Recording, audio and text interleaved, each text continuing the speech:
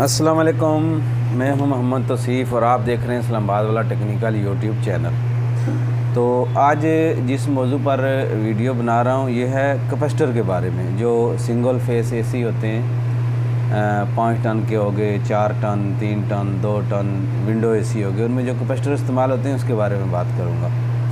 तो ये कैपेसिटर है, ये आमतौर पर कुछ एसियों में स्टार्टिंग के लिए इस्तेमाल होता है। एक ये लगा होता है और एक ये लगा होता है, ये स्टार्टिंग के लिए इस्तेमाल होता है। तो जिस एसी के आउटडोर के फ़ैन के अलग कैपेसिटर होते हैं उनके लिए ये 2 पॉइंट वाला होता है कैपेसिटर।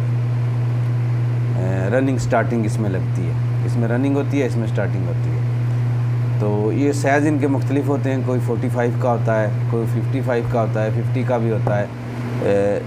तो विंडो एसी में जो इस्तेमाल होते हैं वो ये होते हैं 3 पॉइंट वाले, क्योंकि इसमें फ़ैन का भी एक पॉइंट लगा होता है।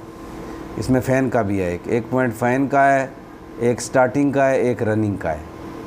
ये विंडो एसी में ज़्यादातर इस्तेमाल होते हैं।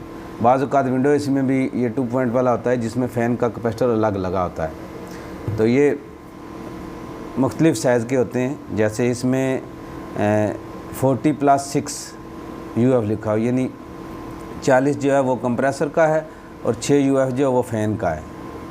तो ऐसे ही 5 के भी होते हैं, 4 UF के भी होते हैं, यानी 3 पॉइंट वाले। तो ये 1 टन, 1.5 टन, 2 टन के एसियों में इस्तेमाल होते हैं। तो ये आपको समझाना था कि ये होते हैं कैपेसिटर। तो अक्सर ये ख़राब भी हो जाते हैं और यहाँ से फूल जाते हैं जब ख़राब होते हैं। तो या फ़ैन का नहीं चलता, कंप्रेसर चल रहा होता है, तो ये फिर चेंज करना पड़ता है। तो यहाँ तक आपको मुझे उम्मीद है कि आपको समझ आ गई होगी। तो मज़ीद आपको इंशाल्लाह इसके बारे में मैं बताता रहूँगा। शुक्रिया, अस्सलाम वालेकुम।